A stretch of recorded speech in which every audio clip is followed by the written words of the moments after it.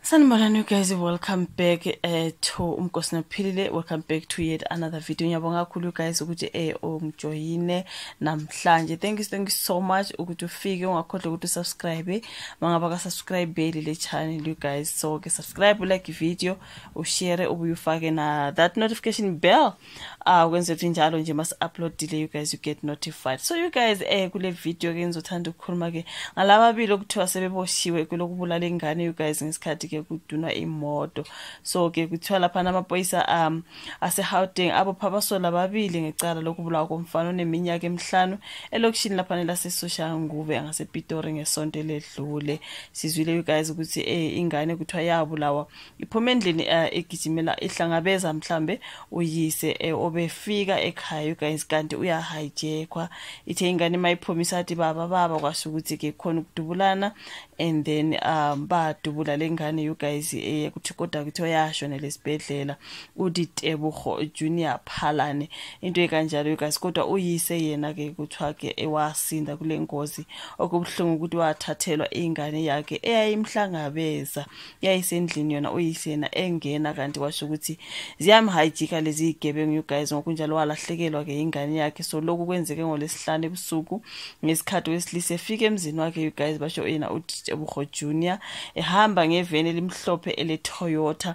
So kuthiwa bekungezithuba lapha zika 10 ebusuku you guys 10:30 ngesikhathi efika ekhaya wahlangajezwa ke indodana yakhe seyincane.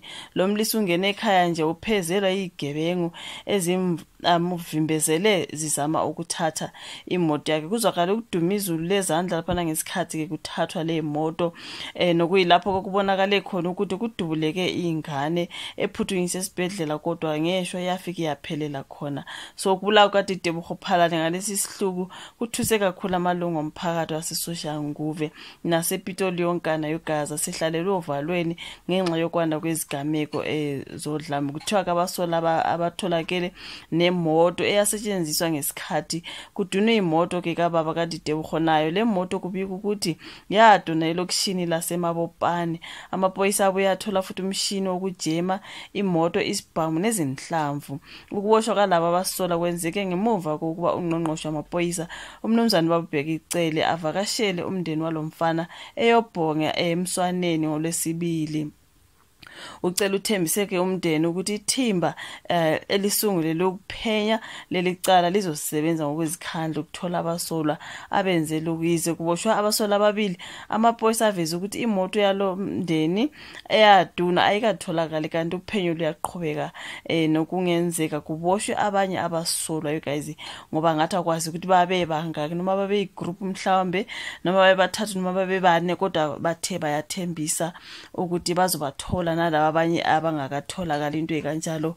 Angathi angalala ngokuthula Nkosi yami umntana abantu uDitebogo Junior Phalane you guys owadubuleke sathi uhlangabeza uyise ngaphandle ephume endlini kanti uyise uyahajikwa you guys kwasho ukuthi ingane ngenkosi iyashona you guys.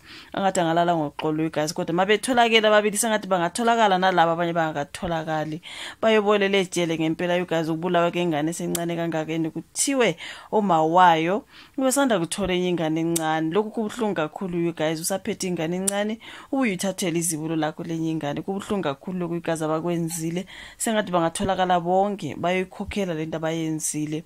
Yazi yabuhlungu indaba yaseSoshanguve you guys. Sabona babubheka icele amaphoyisa siyabona kugcwele nabo so politiki into ekanjalo you guys bezama ukubambisana nomndeni wakaPhalane ngalolu ngalenkinga le you guys abahlangabezana nayo. Sengathi kungahamba kahle ilale ngoxolo ingane yabantu you guys. Sabonga kakhulu ukuthi uyimamele video uyilike uyishare kanti usubscribe mangaba ka subscribe bese siyahlangana futhi ku video elandelayo. Bye.